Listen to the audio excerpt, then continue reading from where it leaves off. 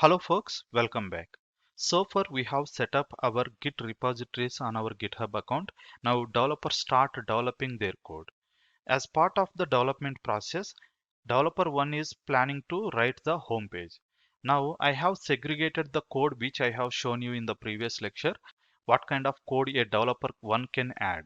Okay, let me go and show you. So this is the Java projects account, and here we have cloned our repository, right? That is taxi booking. And you can see there is a folder called project code. I have just segregated what kind of code as a developer one should add, and I kept it under this location. We just need to copy it and copy it into the taxi booking. Instead of developing the code, I'm using the easiest way. Okay, readme file is copied, so I'm skipping this file. Now what I have done, I have copied the code what I need to add as a developer one. If you do remember, as a developer one, I need to write the home page code. If I go inside to web app, src main, okay, web app. Here I need to update my code. You can see here the index.jsp, this is not required. Okay, so this is the code I have written. Let me open with notepad. Okay, so this is the code I have written. Let's assume that I have written and I have done comments. Okay, everything looks good. This code I need to push it into my remote repository as a developer one. So let's go back over here, and if I see ls now I have multiple files, and git status, if I check, I have few files, and git log still only one commit because we haven't committed these changes. Git push, sorry, git add dot git commit -m added home page, sorry, home page code. Okay, so this is the first commit I am doing, and a lot of files got added. And git status, if I check, one commit is there, and git log, we have added one commit in our local repository. Now git push, sorry, git push origin master, sorry, not master, we need to give dev. Why? Because this is the dev branch, right? We don't have any branch called master, so we need to give git push origin dev. And before pushing it, if I go and check it out, still you cannot able to see any code over here. All right, sorry, not this one. Now I'm pushing my changes onto remote repository. Even though it is a private, it won't ask for any credentials. Why? Because my SSH keys are already added to remote account. That's it, my code has been updated over here, and if I refresh it over here, okay, you can see the code over here. Now everything is fine, but as a developer one, I have pushed my code. I don't know whether this code is working or not. I need to test it, right? Once I have tested, if it is working, then only I can go to the next level. Nothing but I can update the same code onto UAT, from UAT to prod, right? That is where the DevOps process comes into the picture. So now what we need to do, as a DevOps engineer, I need to take this code, build, and I should deploy it in one application server, so that my testing team or my development team go and check it out whether it is working fine or not. If it is working, then they go for the approval and they push this code onto the UAT environment. So for that, I need to set up a dev environment, right? That I have already done. If you see here, we have three more systems, that is Tomcat dev, Tomcat prod, and Tomcat UAT. The code which is there in the dev branch, I'm going to deploy it over here. It is kind of test system. Once it is deployed over here, the code may or may not work. It's not a problem. But before deploying on UAT and prod, I should make sure that the code is working properly. So as a test point, what I can do, I can build it and deploy it on a dev system. For that, we need to build the code, then only we can deploy it. Build nothing but compilation of the code, because application systems cannot understand the source code, so we need to compile it. Who can compile the code and who can deploy it? That is where Jenkins comes into the picture. So with the Jenkins, we are going to compile that code and deploy it on a dev system. So let's go to our Jenkins system.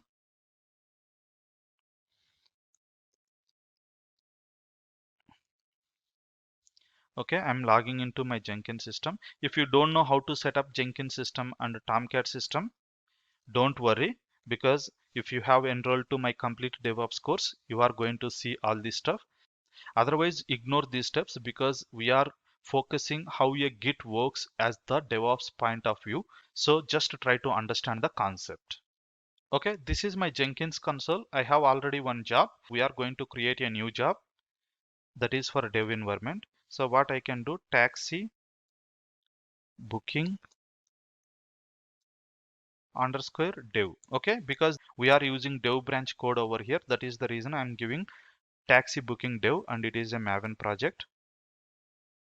Okay, next, where is your code is located? It is available in the Git, right? In the Git, what is the URL of your code? So I need to go here and get the URL, and I should get HTTPS link, not the Git SSH link. Why? Because it can understand only HTTPS. And next thing, you can see here, it is failed to connect this repository. Why? Because it is a private repository. For the private repository, we should provide the credentials. I have already added my credentials over here. So I just loaded credentials. Now you cannot see that error. So next thing, on which branch this code is available? There is no branch called master, right? We have branch called dev. So in the dev branch, the code is available on this repository. Take that code and build it. So to build, we are going to use the Maven. For that, there are goals: clean install package. Okay, this all I have discussed in my other courses. Maybe you can check out those courses, it will help you. Okay, so I have given the goals to build our code. Next thing, we need to deploy it, but before deploying it, I will just run the code and we'll see whether build is successful or not. Let me build it. Okay, build is successful, and if I go and open this one, everything is fine. Okay, success, which means that build is successful. Next thing, I need to deploy this code onto Tomcat system, right? So go to configure. I need to update that on which Tomcat server I would like to deploy it. So post build actions and get var er. Here I need to provide the my var file name. Okay, that will be in the first build job, the path of the var file. So it is web app target web app.var. I'm taking this one. And container, here I need to provide Tomcat 8, that is our Tomcat server. And to deploy on Tomcat server, we need to provide credentials. I have already added these credentials. Next, URL of Tomcat. So what is the URL of your dev environment application server? So for that, I can just go here. This is my dev server, right? So let me go and access it on port number 8080. Why? Because, sorry, 8080. Why? Because Tomcat runs on port number 8080. Yes, you can see here, this is the default Tomcat landing page. Now I am going to use this URL. So what I'm saying to my Jenkins, that deploy the var file on this application server. While deploying, use these credentials. Apply and save. Now again build it. This time the deployment should happen on this system. Okay, some test cases are running, and you can see here deploying. Okay, deployment is successful, and I need to access this one with the web app. All right, you can see here now. Okay, this is the application which I have written as a developer one, and my role is, as per my manager, he said me that develop the home page or landing page. I have developed it. I think it is working fine, but there are some bugs. If you see here, you can see the images of the cars, but here you cannot see. That is one problem. And list of the cars. Okay, date, sorry, remaining all are fine. But if you come down to prices, you can see here, assume that it is a Indian related app. I need to keep it in rupees. So that also is a bug. So these kind of bugs are intimated to the developers from the testing team, or even developer come and check over here and he understand the problem and he continue to update. That is how the developers are going to do. Now assume that still there are some issues. Meantime, developer 2 also start developing his code and he want to add his services. So developer 2 is responsible to add services page over here. And let's go to developer 2 system. So this is developer 2 system. So he is going to add services page. But before adding his code, he has to pull the code, right? Why? Because now there are few updates. If you see here, git log. Okay, still we have one commit, but whereas in the remote repository we have two commits, right? So I can do git pull origin dev. Okay, because it is a dev branch, not master, or else I can just do git pull. Why? Because by default it is talking with the dev branch only, so it is going to pull the code from the dev branch. All right, we have pulled all the code from the dev branch, and I need to update my code under web app src main. Again web app, here I need to update my code. So now what I will do, I'm going to update my services application. So the services code I need to write, instead of writing, I have the services page over here. I will just copy that one. Okay, so services, open with notepad. Okay, let me copy this code onto my developer2 system. Just assume that he has written the services.html code, and I'm just copying it over here. Now I have copied my services application, sorry, services page over here, and git status, if I check, one file is there. Now git add dot git commit minus m added services info, and git push origin master. Okay, so far in the remote repository we have only two commits. Okay, two commits, and now we are going to do the another commit. Oops, sorry, we need to give the git push origin dev, right? There is no branch called master.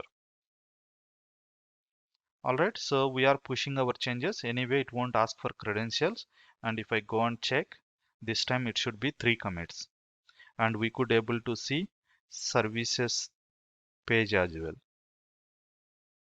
Okay, services page is there. Now I can say that developer2 has pushed his code onto remote repository. Now I need to build it again, right? Why? Because now code has been updated. I need to make sure that here the services page also is displaying. Let me try to do that one.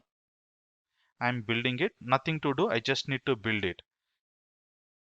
Within 2 minutes I can tell whether developer2 has pushed working code or not. If build is failed, nothing to do. I can tell to developer that okay, the code is not working. If build is successful, still I could not able to see the options over here, still I can say that there is some problem with the code. Okay, so build is successful. Let me refresh it. Okay, you can see here, still you could not able to see the services page, which means that there is some problem with the code. Now I asked developer2 to check in the code and make sure that that page is available. I know the problem, so I'm going to quickly fix it.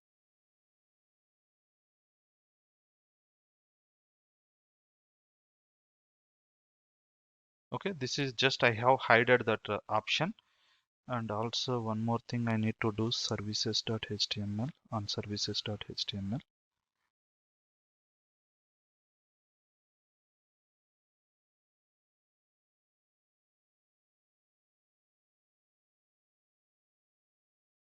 Okay, I have updated this code to make it work with the services, and git status, if I check, git add dot git commit minus m fixed services page bug. Okay, so there was a bug, I have fixed it, and git push origin dev. Okay, we have committed our new changes onto the remote repository. Once this is done, again I need to build my code, so I'm doing one more build.